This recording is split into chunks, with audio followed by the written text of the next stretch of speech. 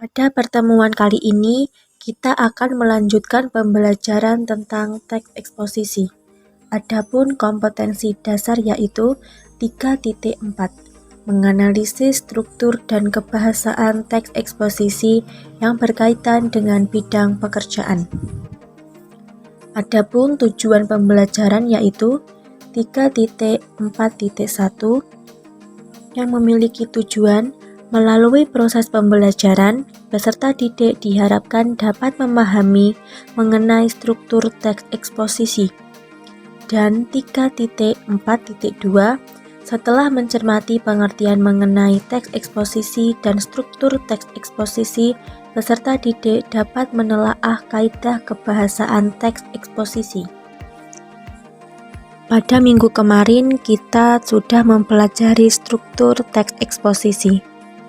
Adapun struktur teks eksposisi yang harus diingat yaitu terdapat tesis atau pendapat yang berisi pernyataan sikap atau pendirian penulis tentang suatu topik atau permasalahannya.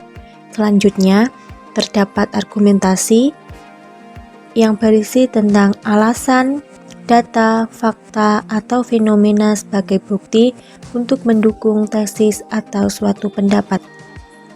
Dan di dalam struktur teks eksposisi terdapat juga penegasan ulang, yaitu pengulangan yang dilakukan dengan berdasarkan pada pendapat dan argumen yang telah disajikan di dalam bagian sebelumnya. Bagian ini biasanya berisi rekomendasi. Adapun rekomendasi merupakan suatu saran tentang pemecahan masalah pada teks tersebut. Selanjutnya, kita akan mempelajari kaidah kebahasaan. Kaidah kebahasaan. Kaidah kebahasaan pada teks eksposisi meliputi 1. Menggunakan kata ganti atau pronomina. Pronomina atau kata ganti ini merupakan jenis kata yang menggantikan nomina atau frasa nomina. Pronomina dibagi menjadi dua, yaitu pronomina persona dan pronomina non-persona.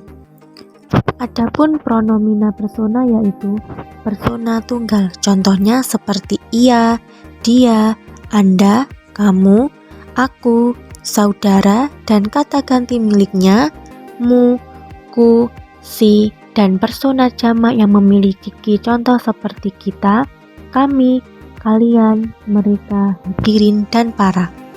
Adapun pronomina non-persona yaitu pronomina penunjuk, contohnya seperti ini, itu, sini, situ, sana, dan pronomina penanya yang memiliki contoh seperti apa, mana, dan siapa. Kedua yaitu menggunakan konjungsi. Konjungsi yang dimaksud yaitu suatu kata atau ungkapan sebagai penghubung antar kata, antar frasa, antar klausa, dan antar kalimat. Penggunaan konjungsi ini sebagai kata hubung dalam teks eksposisi berfungsi agar argumen penulis dapat diperkuat. Juga menggunakan kata leksikal tertentu atau leksem dan kosakata yang di dalamnya terdapat nomina atau kata benda yang merupakan kelas kata dari nama seseorang, tempat, atau semua benda dan segala yang dibendakan, misalnya kebersihan, peraturan, papan tulis, penanda tanganan, dan sebagainya. Selanjutnya terdapat verba atau kelas kata yang menyatakan suatu perbuatan, keberadaan, atau pekerjaan, misalnya bernapas, melompat, menyatakan, mengemukakan, dan sebagainya.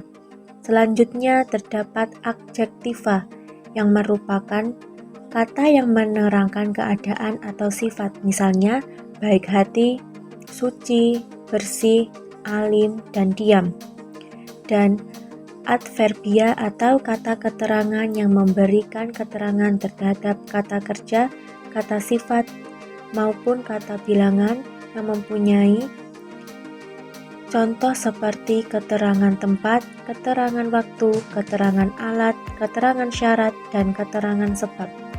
Kelima, harus menggunakan bahasa baku dan formal.